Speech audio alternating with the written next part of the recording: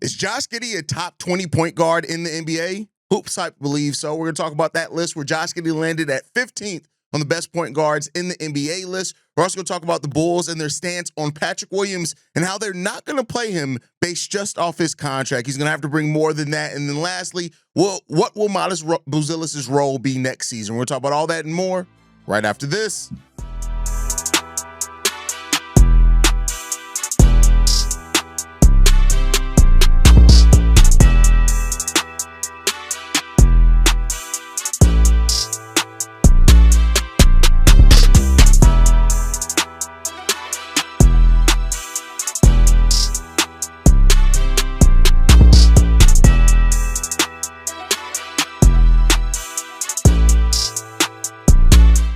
What's going on, Bulls fans? Welcome to another episode of Chicago Bulls Central, your number one spot for everything Chicago Bulls related. I'm the host, Derek Hayes, but more importantly, you guys can follow the channel at Bulls Central Pod on every social media platform we happen to be on. With that said, let's go ahead and get into this content today, y'all. And Hoops Hype came out with a top 20 point guard list, top 26 point guard list from the 2025-26 season. And of course, the Bulls have two players listed on that list. I believe Trey Jones, may have been Tyus Jones. Got to correct myself on that one. But one thing is for certain is that the Chicago Bulls starting point guard Josh Giddy did land in the top 15 of that list. And the question is Josh Giddy legitimately one of the best point guards in the NBA? And that's part of the reason why you hear things like his camp is looking for the contract. Of course, SGA was named as number one on that list. Luka Doncic was named at number 2. Jalen Brunson came in at number 3. You have Cade Cunningham in there at number 4. Steph still at number 5. Shout out to Steph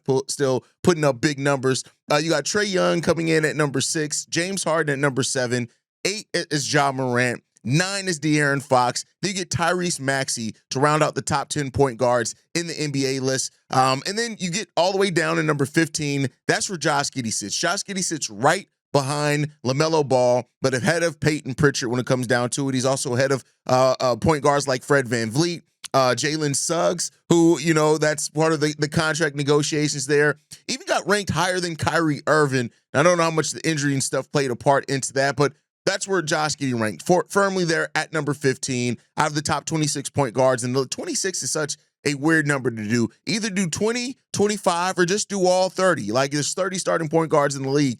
Just do 30. But with that said, they talk about Josh Giddy and the career highs that he set behind the arc last year, things like that. One of the things that they also said that after a down final season in Oklahoma City, Australian point guard Josh Giddy bounced back nicely in Chicago, completing the season as one of just 3 players to average 14 points, 8 rebounds, and 7 assists per game. Along with Nikola Jokic is one of the players that were also able to do that. Also, they did say this as well. Giddey is one of the most unique floor generals in the NBA today.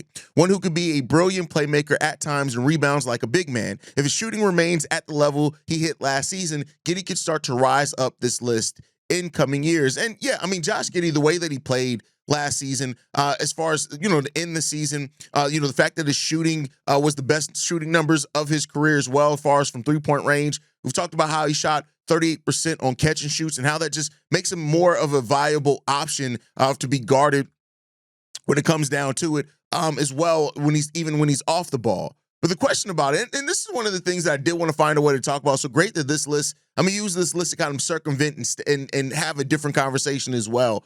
There's been this thought process and this narrative that I've seen from anti-Josh Giddy people that say that Josh Giddy isn't a good passer in the half court. And that couldn't be further away from the truth, right? Like, don't get me wrong. And Josh Giddy has things you can absolutely criticize in his game. And I don't think people realize how much it actually hurts whatever argument they're trying to make when you say stupid shit. Just to be frank, when you say stuff that's just stupid, people really, it really makes it hard to even communicate when you say stupid shit. Like, you can say, there are legitimate criticisms about Josh Giddy's game. Talk about the pick and roll defense. You can talk about defense out on the perimeter. You can talk about, even some of his catch and shooting opportunities, how he moves sometimes when he doesn't have the ball, how he kind of goes into the corner. There's legitimate criticisms that you can make. But when you say stupid shit, it therefore makes you stupid. And it makes the conversation that you're trying to have stupid. like I get it that the Bulls play a fast-paced style. Josh Giddey's ability to create and start the drive. I mean, start the fast break with rebounding and also finish it with his passing, or even sometimes when he gets to the rim. Josh Giddy, out of the turnovers that he averaged last year, which were high, but they were in line with primary ball handlers on teams, most of those came in transition. Josh Giddy's turnover ratio goes considerably down in the half court, while his assist ratio stays relatively the same. Josh Giddy last season created 17 and a half points off assists last year. He's one of the highest players to do that, right? And when you look at what he also generated with points scored, he accounted for about 35-ish% of the Chicago Bulls offense. But just even looking at the half-court aspect of that, half court, over half his points, 9 were of the points he generated off assist were in the half court. Y'all, it's fine to have a theory. It's fine to have to want to have a point and ask a question. Hey, is Josh Giddy only good as a point guard in transition? And then go and actually research it. But it seems like people do half-assed research and then look at something or just say, oh, well, he's only good because the Bulls play such a fast pace during transition. And then don't go and research it. And then the parrots that are on social media take what somebody else says, further don't do any research, and then it just becomes an echo chamber. Like, again, not to say that Josh Giddy doesn't have things that he absolutely needs to work on, because they are there. We've been clear on that. We've established that. But to try to say that Josh Giddy is only a good passer in transition and not in the half court, I think rather than just want to try to find an angle to fight on, go and watch the games for one. That's always the big one, is go and actually watch the games. Second to that, there are so many free analytics sites where even if you have a theory or you have a feeling, you can back it up with facts. Like, just to further highlight what I'm talking about here, most of Josh Giddey's assists last year went to Nikola Vucevic. So even when people were saying that early in the season Nikola Vucevic was cooking, one of the reasons why Vuce was able to be so much more consistent last year is because he had a point guard operating the actual offense more times than not. Most of Josh Giddey's assists went to Nikola Vucevic. 134 of them went to Nikola Vucevic. When you look at even a lot of Kobe's assists went to Nikola Vucevic and some to Patrick Williams, which is crazy enough, right?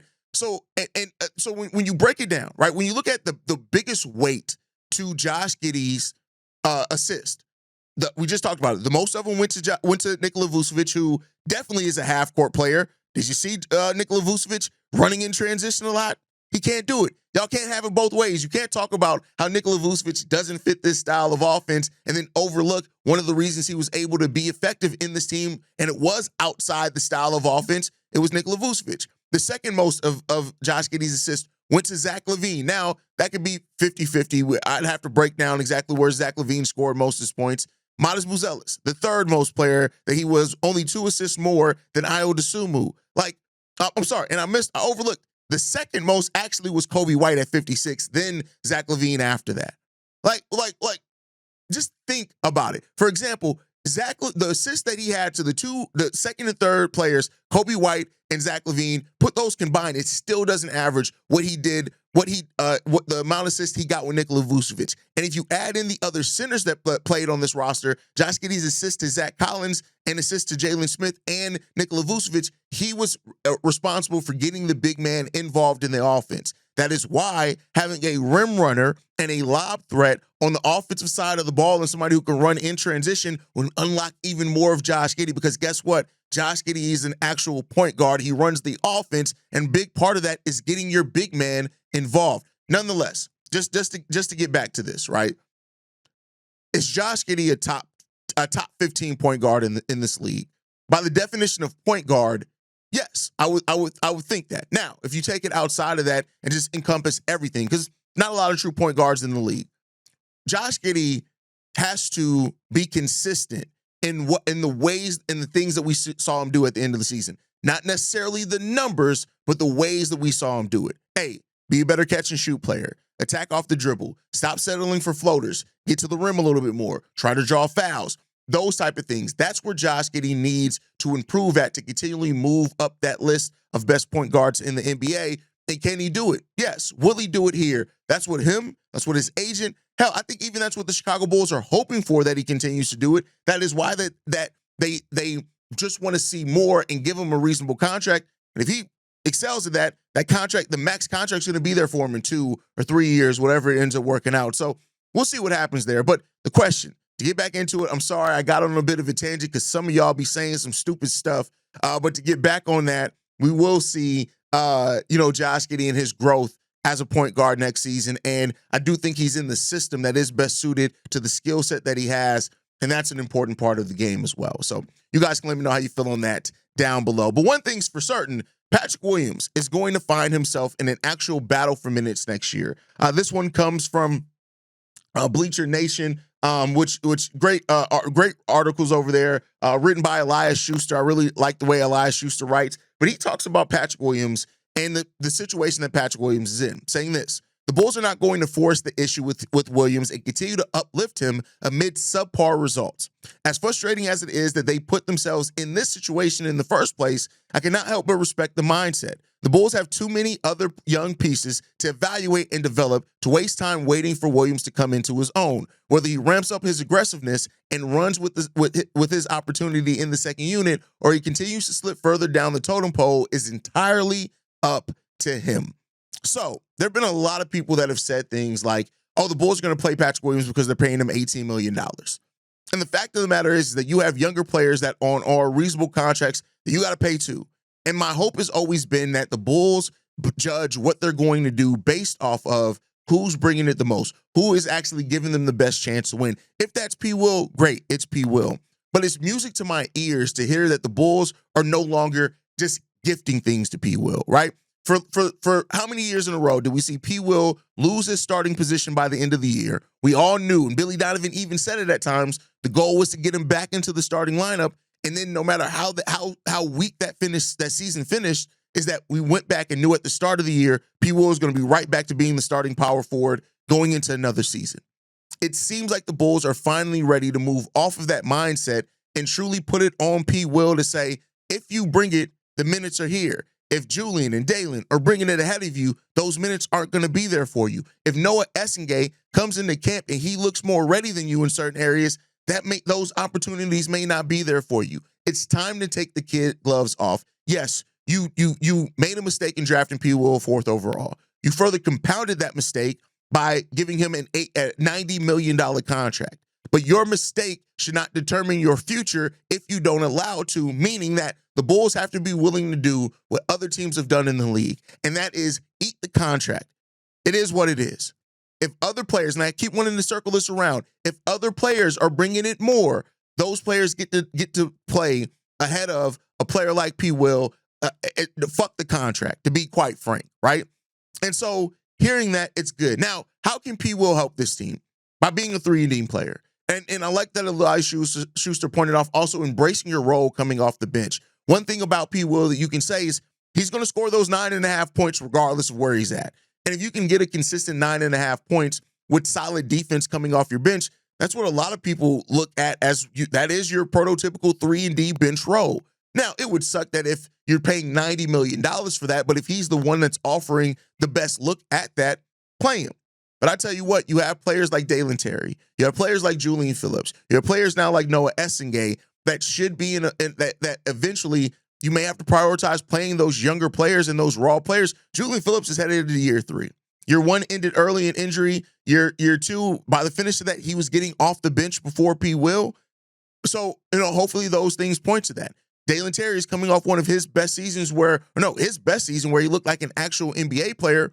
Is he ready to do more for you?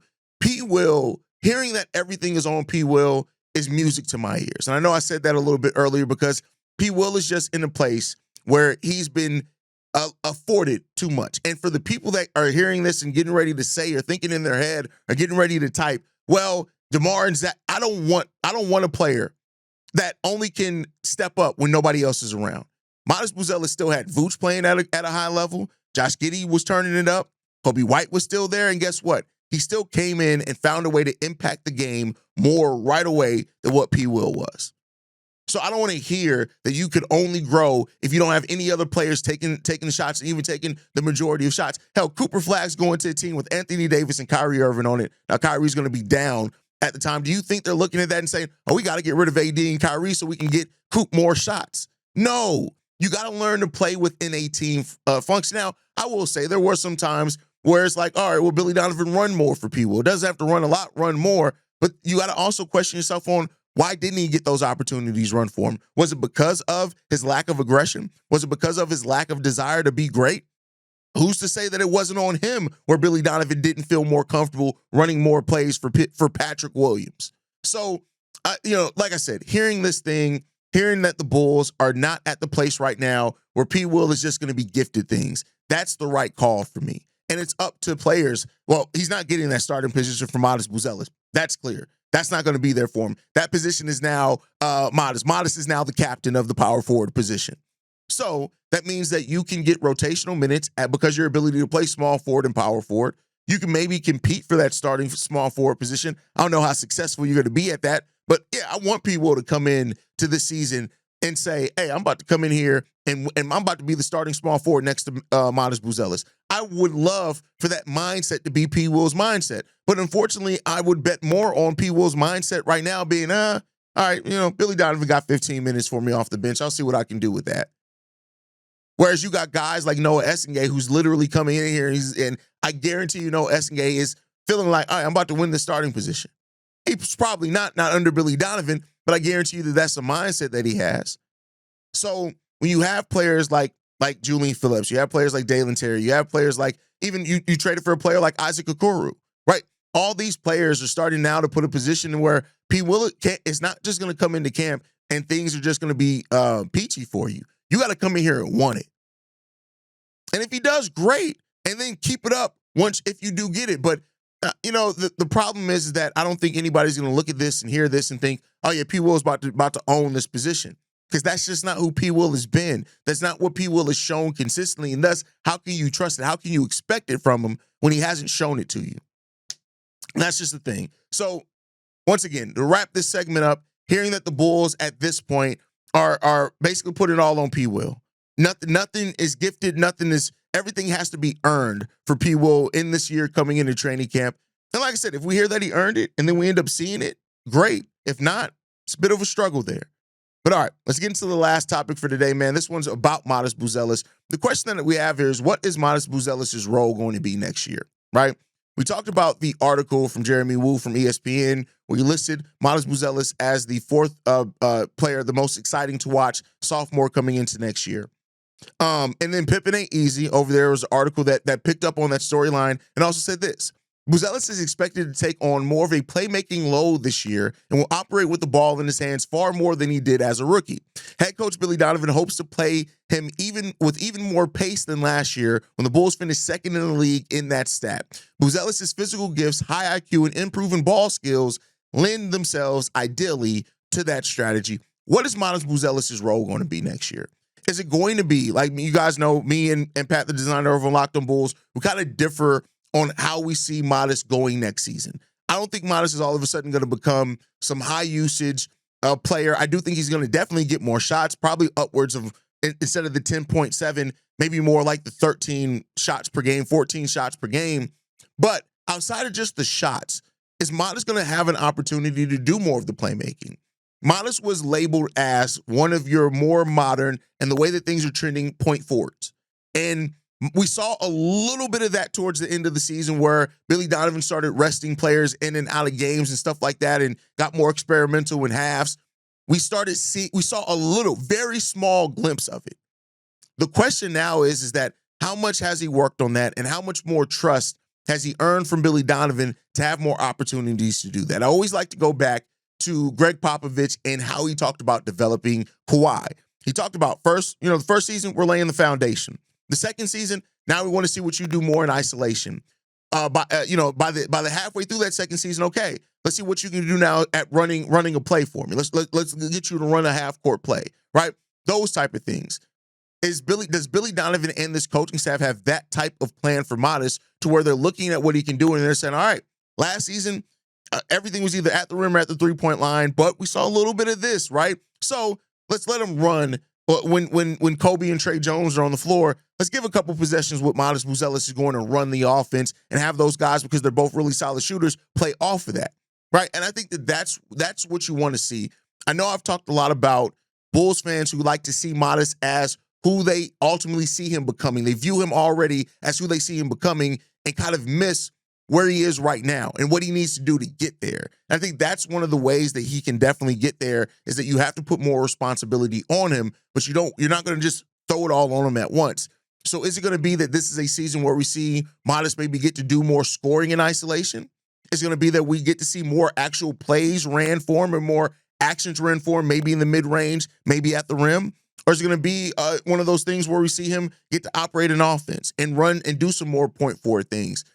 I think Myas's role is going to be dependent upon not only how he comes into training camp, how he starts the season, but also the personnel that he plays best with. Because we know we don't have a lot of traditional point guards, but if you get him to be able to be more of a hub, not a hub yet, but more of a hub at times, I think that does lend itself to you developing those point forward type skill sets that he has. So, that's just something we're looking out for, something that we're watching and monitoring. And, we'll see how it goes over the course of the season for Myas, of course. But I want to hear from you guys. What role do you think, as far as in the actual offense, in the actual team, not just starting? We know he's going to be a starter, but what role would you like to see Myas Buzzellis have? And what's some of the skill set you would like to see him start rounding out going into next year? Let me know what you guys think on that down below. Make sure you guys are following us at Bull Central Pod. You send us any feedback, questions, comments, concerns, bullcentralpod@gmail.com. Lastly, if you want to leave a text message and our voicemail for the mailbag,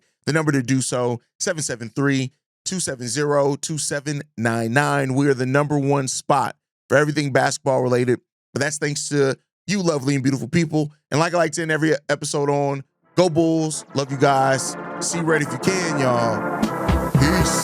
This has been a presentation of the Break Media.